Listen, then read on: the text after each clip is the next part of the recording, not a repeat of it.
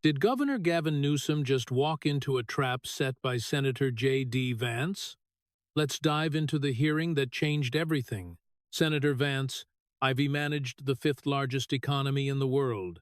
What have you managed? Laughter from the gallery. Newsom leaned back in the witness chair, one arm draped over the armrest. He had delivered the line before anyone had asked him a question, before the chairman had finished his opening statement, before the microphones had been checked, before the C-SPAN cameras had settled into their positions. It was a performance, and he had started performing the moment he entered the room. Across the dais, J.D. Vance turned a page in a white binder. He did not look up. He did not respond. Both men wanted to be president. Everyone in room 216 of the Hart Senate office building knew it. The 2028 primary was 18 months away, and this hearing, officially titled State Fiscal Management and Federal Fund Accountability, was the first time the two of them had sat across a table from each other.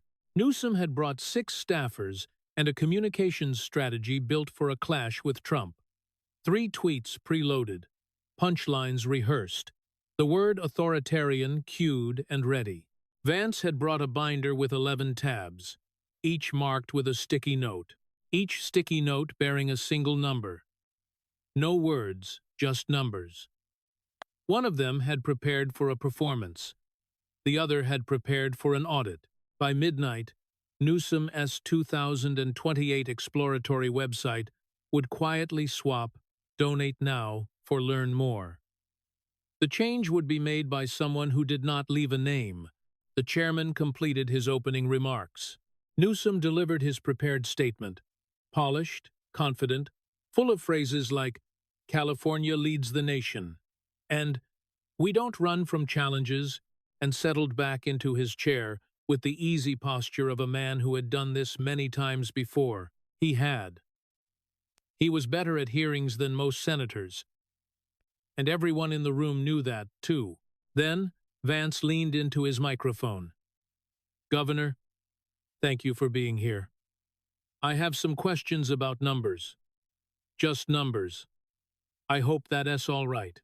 Newsom's smile didn't change.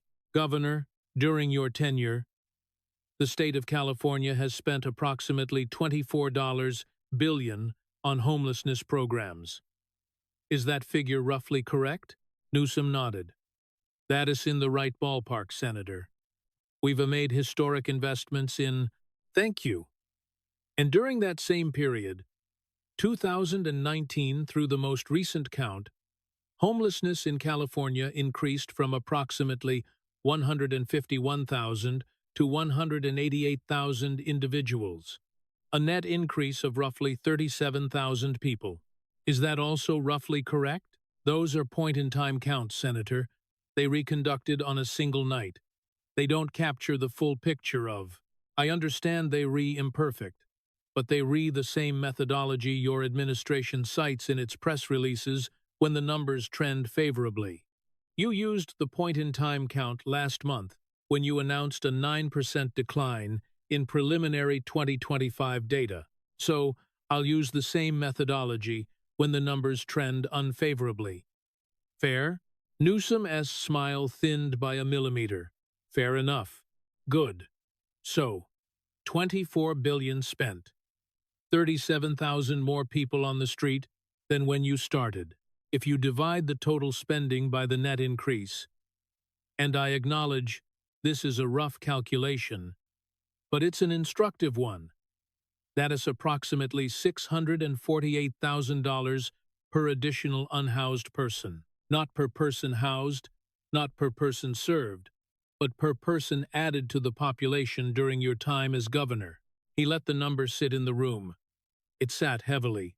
"For context, Governor, the median home price in California, the most expensive housing market in the country, is $874,000, which means that for what the state spent while the issue was getting worse, you could have purchased a median-priced California home for roughly 27,000 people.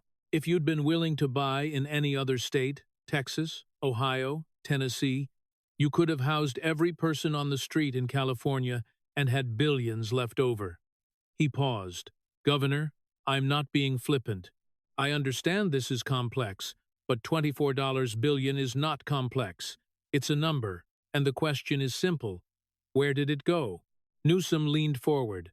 This was his terrain policy, systems, the complexity of governance, and he handled it with the fluency of a man who had been answering this question for years. Senator, with all due respect, that's not how public policy works. You can't divide a budget by a point-in-time count and call it an analysis. This is a national crisis driven by 40 years of federal housing disinvestment, mental health deinstitutionalization that started under President Reagan, and a substance epidemic that Washington, this body, your colleagues, has failed to address for 2 decades. He straightened in his chair. California has 12% of the nation's population and receives a disproportionate share of individuals in need. You know why? Because we don't criminalize poverty the way red states do. People come to California because we treat them like human beings. We don't arrest someone for sleeping on a sidewalk. We try to help them. And yes, that means our numbers are higher. I make no apologies for choosing compassion over cruelty. It was a strong answer. It sounded compassionate, structural, systemic. In the gallery, 2 Democratic staffers exchanged satisfied nods. On cable news, a chyron read, Newsom pushes back on spending criticism. Vance waited until the room settled. Then, he spoke quietly. Governor, I agree with you. These are structural problems. Every state faces them. The same substance crisis, the same federal housing shortfalls, the same deinstitutionalization legacy. You rewrite about all of that. Newsom tilted his head, slightly surprised by the concession. But if the cause is federal and structural, if it's the same everywhere, then I need you to explain something. Florida spends roughly 1/10 of what California spends. Their unhoused population has decreased. Texas, same period, same structural problems, numbers down 15%. Same substance epidemic, same federal policy, a fraction of your budget. Better outcomes. He turned a page in the binder. The structural argument explains why the problem exists. It does not explain why $24 billion made it worse. There is only one explanation for that, Governor. The money didn't go where it was supposed to go, and I'd like to know where it went. Newsom opened his mouth to respond, then closed it, then opened it again, and began talking about program design and implementation challenges and the difference between emergency spending and long-term capital investment, and the way federal block grants are structured versus state general fund allocations. And all of it was true. And all of it was detailed. And none of it answered the question of where $24 billion had gone, while the problem it was supposed to solve got worse. Vance listened. He listened the way a person listens when they are not looking for a rebuttal, but simply confirming what they already know. When Newsom finished, Vance said nothing for 3 full seconds, a silence that functioned as its own commentary. The numbers, Governor. I'd like to stay on the numbers. It was the second time he had used the phrase. The first had been at the opening, casual, almost throwaway. This time, it was quieter, and the quietness gave it an edge. In the gallery, a reporter from the Associated Press typed 4 words into her notes. He keeps saying that. In the second row, the communications aide picked her phone back up, but she didn't open the preloaded tweets. She opened the calculator app. Vance pulled a single sheet of paper from behind tab 4. He smoothed it flat on the desk in front of him. A gesture so unhurried, so procedural that it was almost aggressive in its calm. Governor, I'd like to read a timeline. Just dates and places. No commentary from me.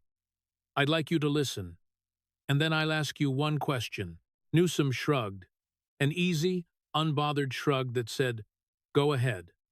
He still believed he was winning. The exchange had been rough, but he had delivered the structural argument well, and he knew from experience that structural arguments aged better than math in the press coverage.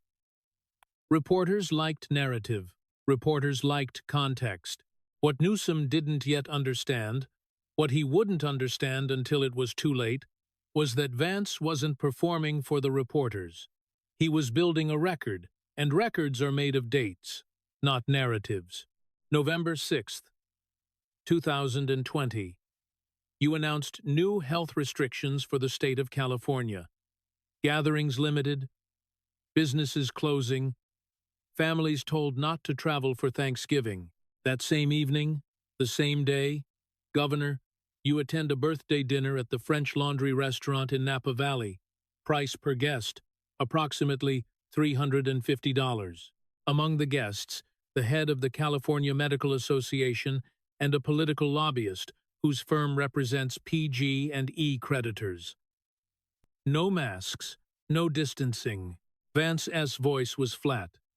No inflection. He might have been reading a shipping manifest. February 2024.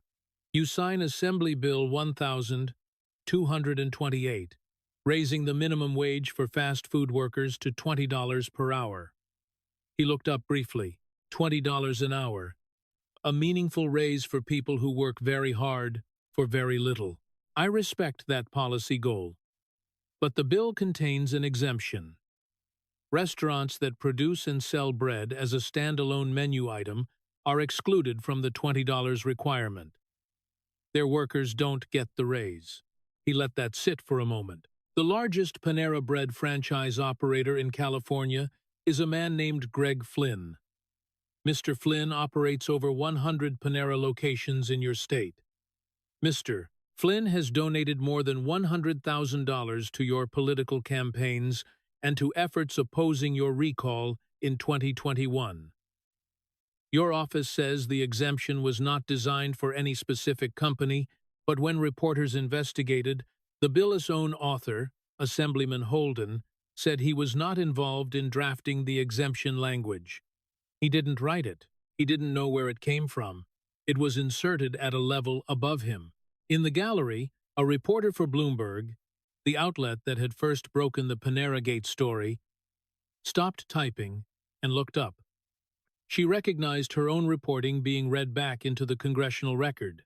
Vance turned the page. June 7, 2025. Protests in Los Angeles have escalated into severe unrest.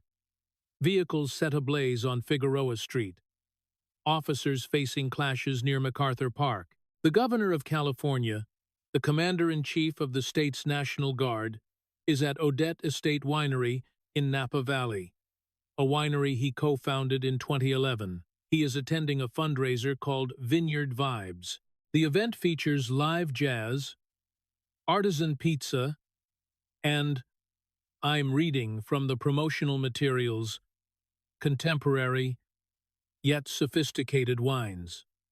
He paused on the word sophisticated. He did not editorialize. He didn't need to. One more page, November 2023. Ahead of the APEC summit in San Francisco, a summit that would bring President Xi Jinping of China to the city. You order the street encampments cleared, every tent removed, every sidewalk pressure washed. The streets look immaculate. World leaders are impressed. 3 weeks after President Xi leaves, the encampments return. Every single one. The cleanup was for the cameras. The suffering was for the residents. He set the paper down and aligned its edges with the edge of the table. A small, precise gesture that somehow carried more weight than a fist on a podium. Governor, I'm not calling you corrupt. I want to be very clear about that. I'm identifying a pattern. The pattern is this. When ordinary Californians are suffering, when they can see their families at Thanksgiving, when they wear working fast food for less than $20 an hour, when their city is in turmoil, you are somewhere very comfortable, with very wealthy people doing very expensive things.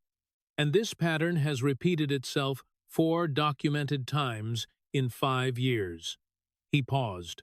What would you call it? Newsom's jaw tightened, but his voice stayed controlled. He was, above all else, a professional communicator, and professionals don't lose composure in hearing rooms.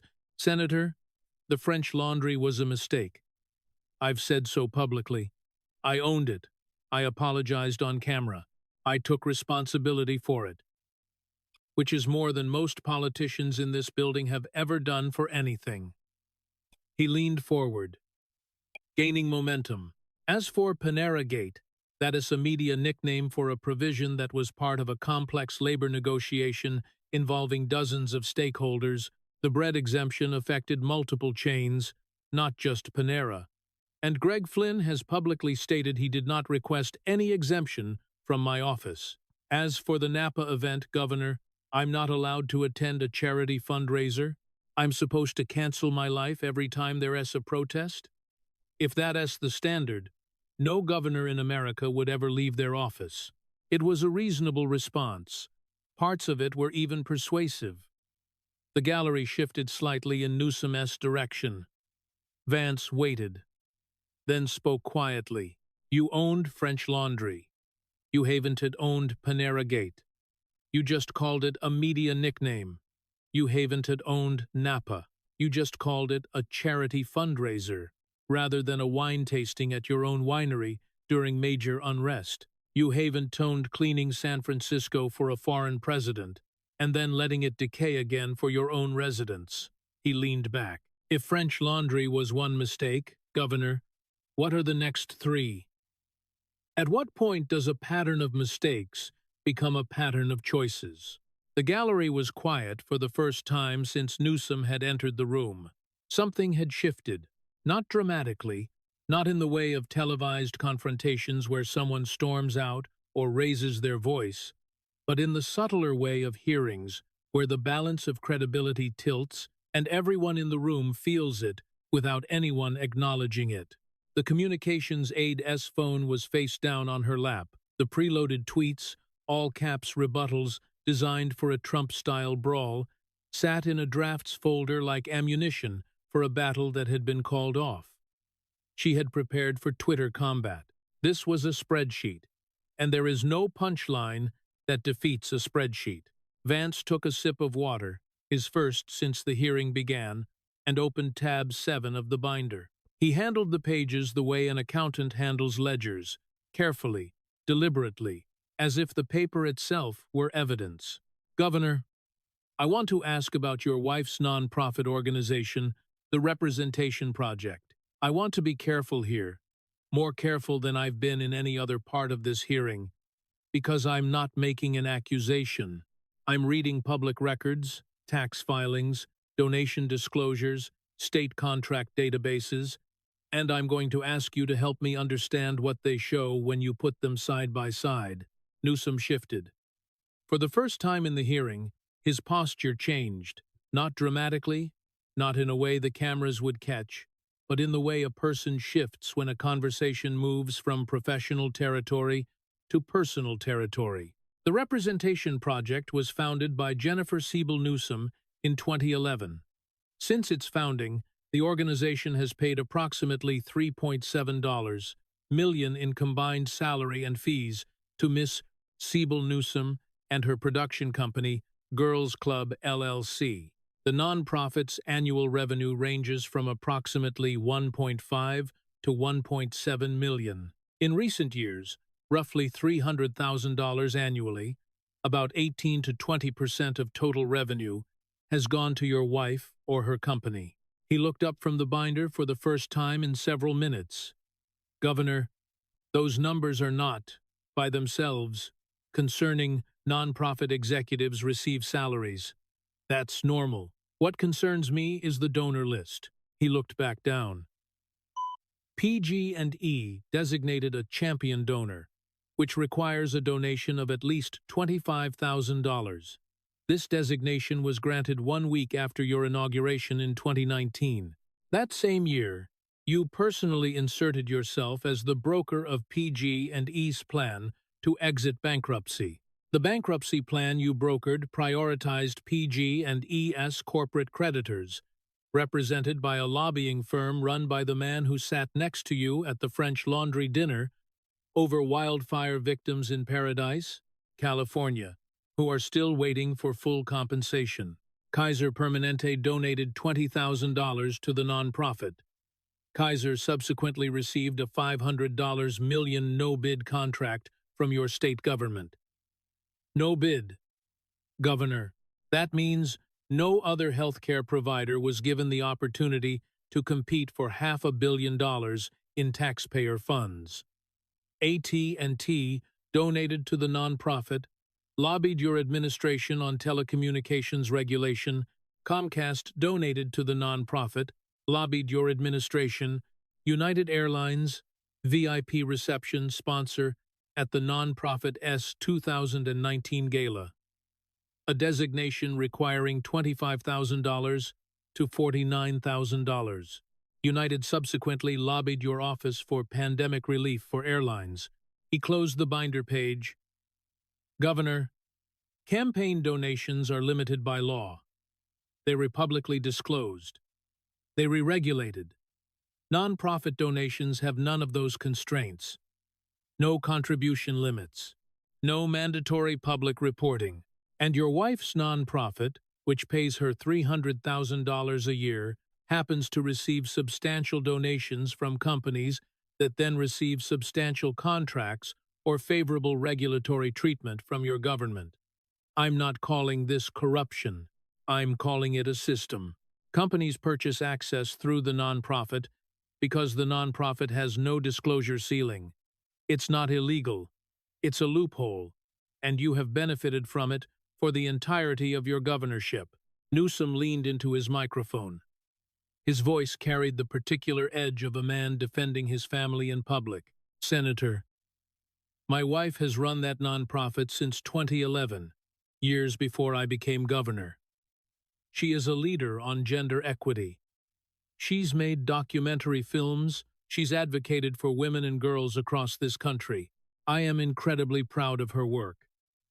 And there is no correlation, none, period, full stop, between donations to her organization and any decision made by my administration. Vance nodded slowly.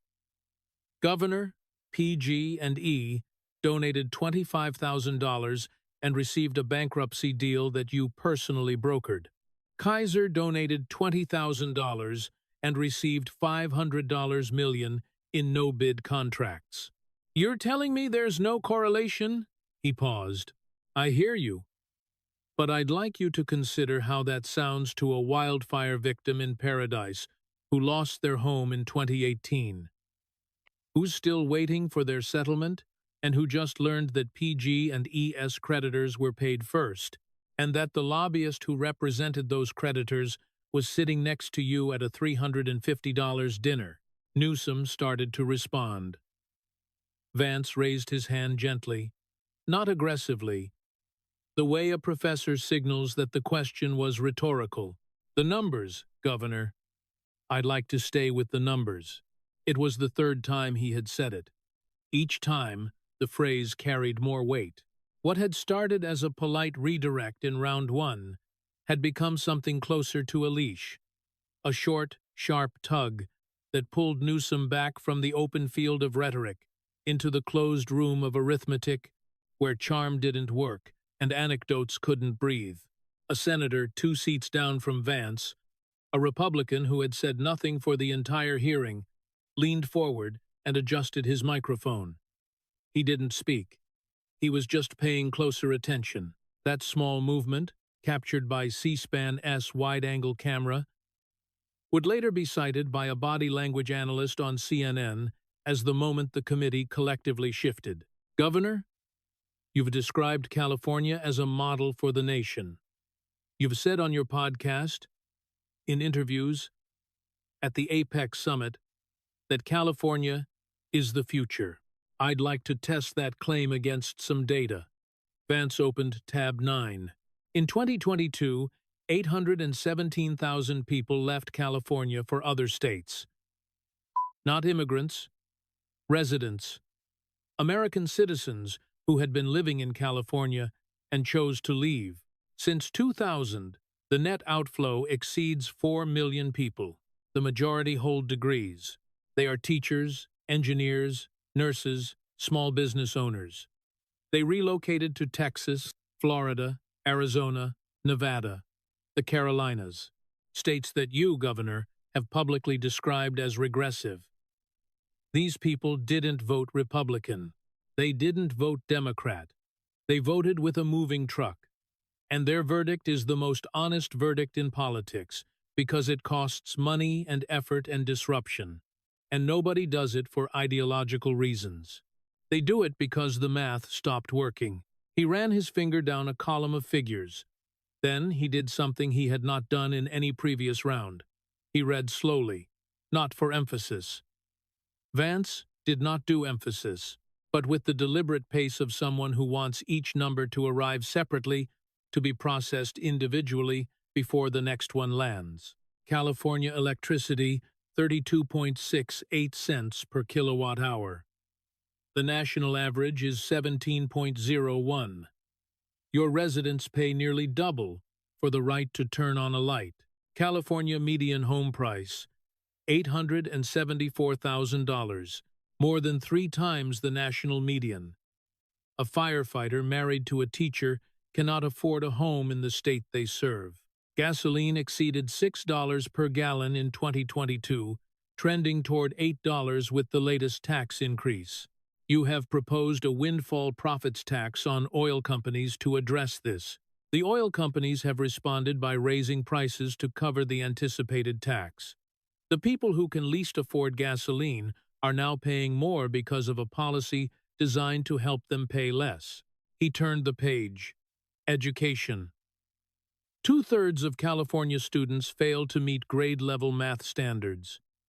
More than half fail English. These are your state's own assessment results, released annually. Though, as your legislature noted, you delayed releasing them until it was politically convenient. A senator 2 seats down shifted in her chair. She represented a state with lower spending and higher test scores, and the comparison was visible on her face. Your state workforce has grown 20% since you took office. State spending has increased 60%. Average state employee compensation, salary plus benefits, is $177,000 per year. That is higher than the median household income in 47 states. During the pandemic, your Employment Development Department processed $33 billion in fraudulent unemployment claims. $33 billion. Your own administration characterized it as unprecedented. The state auditor was less generous. Your current budget deficit is $18 billion. 7 of your state agencies have been designated high risk for waste, fraud, or mismanagement, not by your political opponent's governor, but by your own state auditor. He closed the page, and you promised, as a candidate for governor, to build 3.5 million new homes. You have built 640,000, roughly 18% of your commitment. When a reporter asked you about the gap between promise and reality, you called your own promise a stretch goal. In the gallery, someone exhaled audibly. It was not a gasp. It was the opposite of a gasp. It was the sound of air leaving a room that had been holding its breath. He looked up. Governor, my question isn't why you want to be president. My question is, if California is the model, if this is what you're offering the country, why are Californians running from it? Newsom sat forward. This was where he was strongest. The big picture argument, the macro case, the answer that sounds like a TED Talk and plays well in clips. Senator, you keep citing people leaving. You know what you don't cite? The $4.1 trillion GDP, the largest of any state in the Union, the 5th largest economy in the world, You don't cite the largest tech sector on Earth, the innovation economy that generates half the venture capital in this country, the clean energy sector we've built from scratch. His voice gained confidence. People leave New York too, Senator. People leave London. People leave every expensive, dynamic, high-opportunity place in the world. That's not failure. That's the cost of being where the future is actually built. California isn't perfect. I've never claimed it was. But name me another state that is producing what we reproducing. Name one. It was his best moment of the hearing. It sounded confident, logical, almost unanswerable. In the gallery, a Newsom staffer exhaled. On MSNBC, a commentator said, "That's the Newsom that wins a primary." Vance waited 3 seconds, then 4, then 5. Long enough that Newsom began to wonder if the question had been rhetorical after all. "Governor, you rewrite about the GDP. $4.1 trillion. Very impressive on paper." He closed the binder. But GDP measures aggregate output. It measures total economic activity. It doesn't measure how ordinary people live. California's GDP is $4.1 trillion because a small number of extraordinarily wealthy people in Silicon Valley and Los Angeles generate enormous, concentrated wealth. That's real. That's impressive. But per capita, adjusted for cost of living, California ranks 36th in the nation. 36th. You have the highest GDP in the country, and 188,000 people sleeping on the street. The highest GDP, and 2/3 of your children failing math. The highest GDP, and $8 gasoline. The highest GDP, and an $18 billion deficit. The highest GDP, and 817,000 people leaving in a single year. He paused. That's not an economy, Governor. That's plantation economics. Very good for the people at the top, very bad for everyone else. And the 817,000 people who left, they re the everyone else. The phrase landed in the hearing room like a dropped glass. 2 reporters in the press section looked at each other. A senator at the far end of the dais wrote something down and underlined it twice. The C-SPAN camera operating on autopilot held a wide shot that captured both men simultaneously. Vance leaning back, hands folded, expression neutral. Newsom reaching for his water glass with a hand that moved slightly faster than it needed to. He drank, set the glass down, and when he spoke about something else entirely, about innovation corridors and public-private partnerships, and the multiplier effect of technology investment on adjacent sectors of the economy. He cited a McKinsey report. He mentioned the clean energy transition. He referenced California's role in semiconductor manufacturing. And all of it was technically accurate, and all of it was impressively fluent, and none of it addressed the 188,000 people sleeping outside, or the 817,000 who had packed their belongings into rental trucks and driven east. The answer went on for nearly 90 seconds. In that time, Vance did not move. He did not take notes. He did not look at his binder. He sat perfectly still and listened with the patience of a man who knows that the longer an answer goes on without addressing the question, the more clearly it reveals that the question cannot be answered. When Newsom finished, Vance said 2 words. "The numbers, Governor." The 4th time he said it. Without emphasis, without inflection, the way a teacher might remind a student to show their work. But the room heard it differently now. The first usage had been a polite request. The second, a redirect. The third, a correction. This, the 4th, was something else entirely. It was the sound of every exit being closed simultaneously. It was the sound of a man being told very quietly that there was nowhere left to go except the spreadsheet. Vance opened the final tab. Tab 11. He looked at it briefly, then closed the binder entirely and set it aside. Governor, I'd like to read your record back to you. Not my characterization of it, just the facts as documented in public filings, state audits, and your own administration's reports. I'll be brief. He spoke without notes. He had memorized the list. You promised to end the housing crisis. It increased 24%. You spent $24 billion on the problem. The problem got worse. You promised 3.5 million new homes. You built 640,000. You called it a stretch goal. You locked down California and dined maskless at a $350 restaurant. You signed a $20 minimum wage and exempted your donor-s franchise. You brokered PG and ES bankruptcy, while your wife's nonprofit received PG and ES donations. Companies that donated to your wife's nonprofit received hundreds of millions in no-bid state contracts. 817,000 people left in a single year. $33 billion in unemployment fraud, processed on your watch. 7 state agencies designated high risk. $18 billion deficit. 2/3 of your students cannot do math at grade level. He stopped. The silence in the room was the kind of silence that has texture.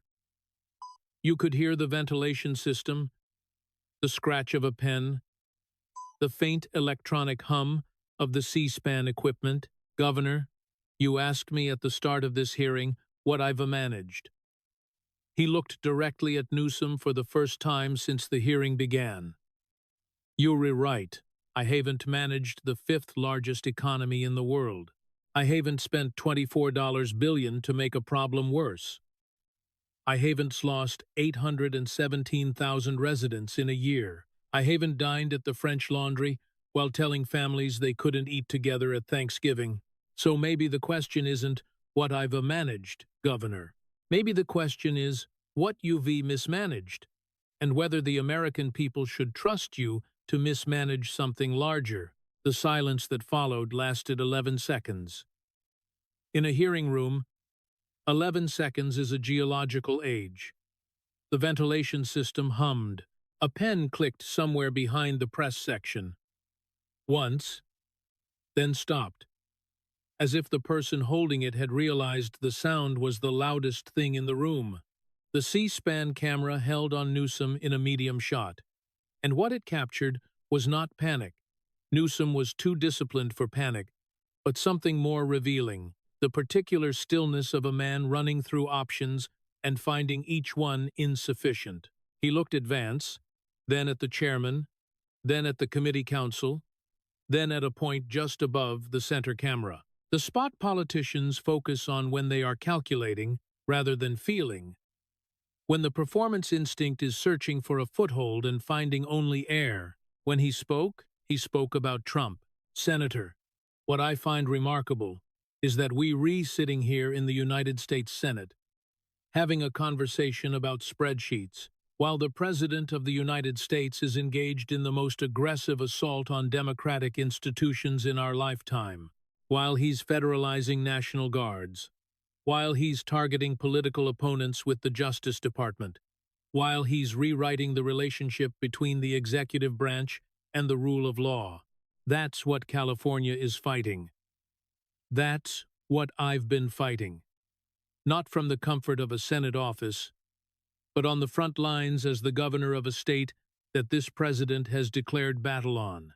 He was gaining momentum now, finding the rhythm of the stump speech, the language that worked on podcasts and at fundraisers, and in the all-caps tweets his team had perfected. So if you want to have a conversation about the future of this country, about who's actually standing up to authoritarianism, about who's willing to fight for American democracy, I'm happy to have that conversation anytime, any place. The gallery stirred. A few Democrats in the back applauded. Brief. Quickly suppressed by the chairman's gaze. It was, by any conventional measure, a strong close. It was the Newsom that won cable news segments, the Newsom that trended on social media, the Newsom that donors wrote checks for. But it had not addressed a single number that Vance had raised. Not the $24 billion, not the $188,000, not the $817,000, not the $648,000 per additional person on the street, not the PG&E donation, not the no-bid contracts, not the bread exemption, not one. Vance waited until the last echo of applause faded. Then he leaned into his microphone. "Governor, I didn't ask about President Trump. I haven't mentioned his name once in 2 hours. I asked about your numbers, your record, your spending, your results, and every time I asked, you answered with someone else's name." He paused. The pause was not theatrical. It was the pause of a man who has arrived at his final sentence and wants to make sure it lands on solid ground.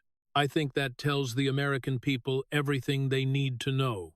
The chairman gave the hearing to a close. The sound was sharp and final, a period at the end of a very long sentence. Newsom stood, buttoned his jacket with one hand, a gesture so practiced it was almost involuntary, and shook hands with the senators nearest to him. His smile was in place. It had not left his face for the duration of the hearing, which was either a testament to extraordinary personal discipline or a mask that had been on so long its wearer had forgotten it was there. His staffers gathered the binders they had brought and not opened, collected the phones on which tweets had been drafted and not sent, and filed out behind him in a tight formation that looked from certain angles like a protective detail. Vance remained seated. He wrote something in the margin of his binder. A single word, or a short phrase impossible to read from the gallery, capped his mechanical pencil and closed the binder. He sat for another moment, looking at nothing in particular. Then he stood, tucked the binder under his arm, and walked out through the staff entrance, without speaking to reporters, without posting on social media, without appearing on any cable news program that evening or the next morning. He didn't need to. The binder had done the work, and binders don't give encores. Within 24 hours, 3 clips from the hearing had achieved a combined viewership of 47 million across platforms. The first was the numbers, Governor, a supercut of every time Vance used the phrase, edited into a 9-0. Second montage that began with his polite first usage and ended with the final, stripped down, "I asked about your numbers, your record, your spending." The escalation was visible even in clip form. The same words repeated, each time carrying more weight, like a rope tightening. The second was plantation economics. It had been isolated from the surrounding context and set against a split screen. On one side, the gleaming campus of Apple Park in Cupertino. On the other, a street encampment under a Los Angeles overpass. The clip did not need commentary. The juxtaposition was the commentary. The third, and the one that traveled furthest, that crossed partisan lines, that appeared in group chats and WhatsApp threads and family text chains, and was eventually screened at a Republican donor retreat in Palm Beach, was the bookend. Someone had edited Newsom's opening line, "What have you managed?" directly against Vance's closing callback. Maybe the question is, what you've mismanaged? With nothing in between. The two moments, separated by nearly 2 hours of testimony, fit together like a lock and a key. The smirk at the beginning, the silence at the end. The distance between them was the entire hearing, compressed into 12 seconds. The bookend clip achieved something rare in political media. It was shared by both sides. Republicans shared it as vindication. Democrats shared it as a warning, evidence of what their 2028 frontrunner would face, and a quiet question about whether he could survive it. The clip didn't need a caption or a hot take. The 12 seconds were the take. Late-night hosts picked it up that evening. One left-leaning host, a reliable Newsom ally who had hosted the governor twice in the past year, ran the bookend clip and said, "I don't agree with J. Vance on almost anything, but I couldn't stop watching." The audience laughed, but it was an uncomfortable laugh. The laugh of people who recognized they were admiring something they didn't want to admire. In a drafts folder on a communications aide-s phone, 3 tweets sat unsent. They had been written for a different hearing, one where the opponent was loud and the weapons were punchlines. One of them read, "Senator Vance just learned what real executive experience looks like. Thank you for your attention to this matter." It was written in the all-caps, Newsom trolls Trump style that had made the governor a social media star. It would never be sent. It would sit in the drafts folder for 3 weeks before being quietly deleted. A relic of a strategy built for the wrong battle. A punchline written for a joke that never got told. In the days that followed, the most revealing responses came not from Newsom's opponents, but from his allies. Gretchen Whitmer, asked by a reporter in Lansing about the hearing, said, "I think the governor can speak for himself on that." 7 words. No defense, no attack on Vance, no solidarity. In political language, "can speak for himself" is the verbal equivalent of stepping away from someone at a party. Josh Shapiro's office declined to comment. Pete Buttigieg, asked on a podcast, pivoted to infrastructure policy and did not return to the question. Cory Booker praised Newsom's decades of public service without mentioning the hearing, a construction that sounds supportive and says nothing. Within the Democratic consultant class, the strategists and pollsters and messaging experts who constitute the invisible infrastructure of a presidential campaign, a consensus formed quickly and was expressed in the particular dialect of people who make their living on campaigns. An unnamed advisor to a rival 2028 campaign told Axios, "Before that hearing, Gavin was the front-runner. Now he's a front-runner with an asterisk. The asterisk was the story. Front-runners don't have asterisks. Candidates with problems have asterisks." DNC sources, speaking anonymously to Punchbowl News, described the hearing as a setback, not a disaster. But the word they had used before the hearing was momentum. The distance between momentum and setback was the same distance as the one between Newsom's opening smirk and his closing silence. Vast, and covered in a single afternoon. California moderate Democrats in competitive districts, the members whose re-election depended on independents, not on progressive base voters, began a quiet process of recalibration. No one denounced Newsom. No one praised Vance. But joint appearance requests went unanswered. Scheduling became complicated. A state assembly member from a swing district in Orange County, asked to co-host a Newsom fundraiser, said she had a conflict on every proposed date. She did not offer alternative dates. Institutions are slower than social media, but more dangerous. Social media creates narratives. Institutions create subpoenas. The California State Auditor's Office, which had already designated 7 state agencies as high risk for waste, fraud, or mismanagement, accelerated its review cycle. 2 additional agencies were placed under preliminary assessment. No connection to the hearing was stated. None needed to be. Bureaucracies have instincts, and the instinct of an auditor's office when political winds shift is to produce more audits. The House Oversight Committee separately sent a formal document request to the Representation Project, not a subpoena, a request asking for a complete timeline of donations cross-referenced against state contracts awarded to the donating entities. The request was 4 pages long and written in the bloodless language of congressional oversight. The committee seeks to understand whether any temporal or substantive relationship exists between charitable contributions and subsequent government action. It was the kind of letter that sounds routine and is not. The California Legislative Analyst's Office released a report it had been sitting on for weeks, a comprehensive review of spending effectiveness that concluded in the restrained prose of government analysts that outcome tracking across programs remains inconsistent and, in some cases, absent. The report had been completed before the hearing. Its release the week after was not a coincidence.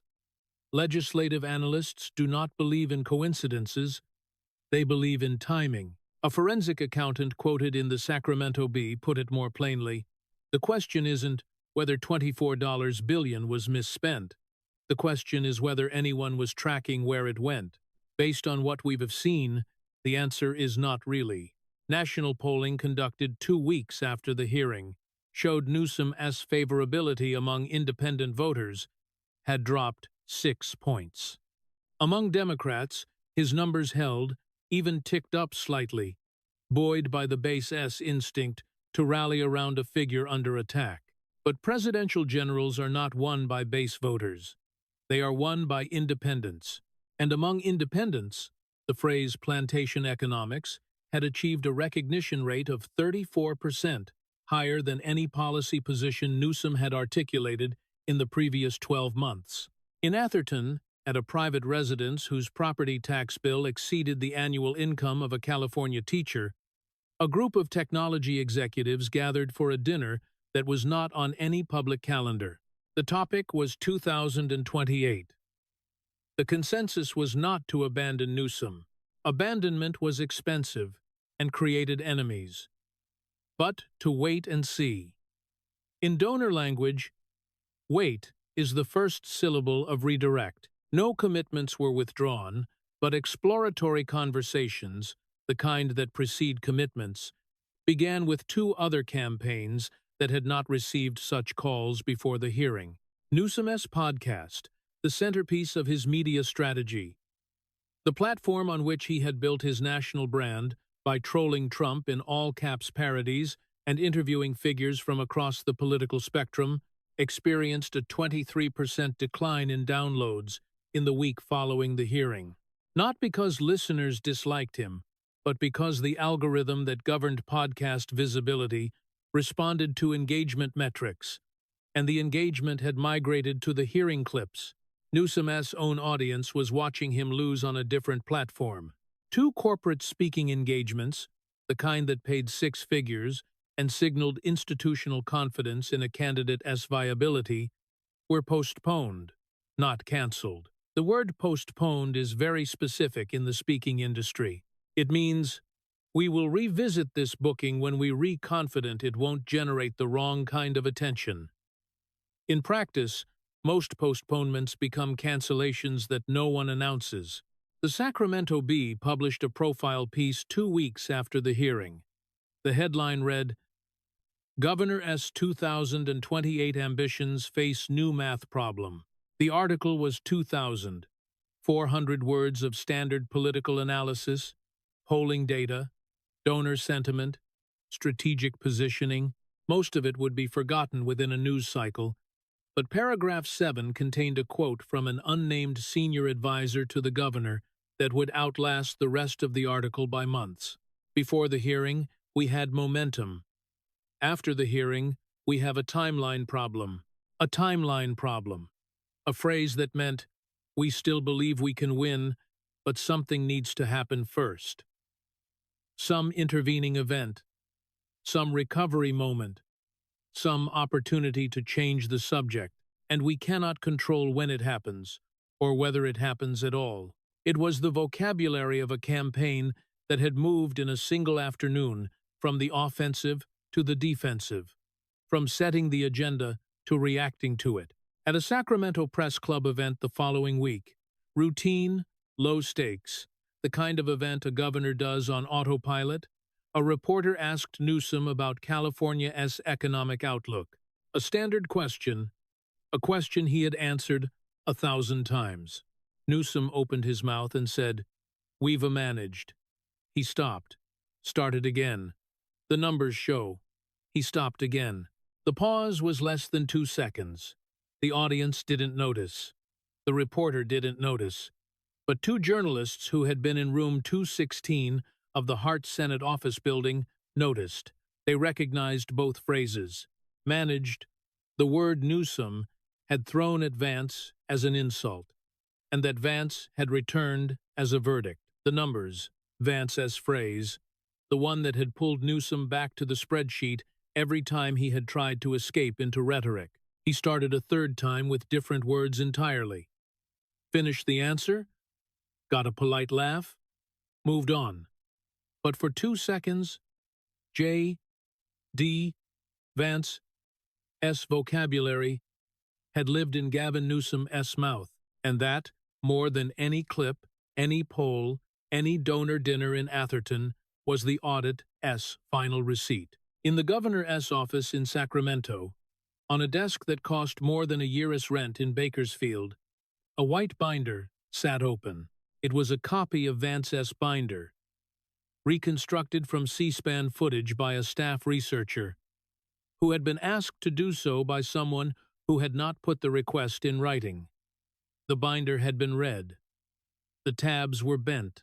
3 pages had been dog-eared. No one in the office would say who had requested it. No one would say when it arrived, or who had opened it, or how long they had spent with it before leaving it there, open on the desk. It was open to a page that contained a single table.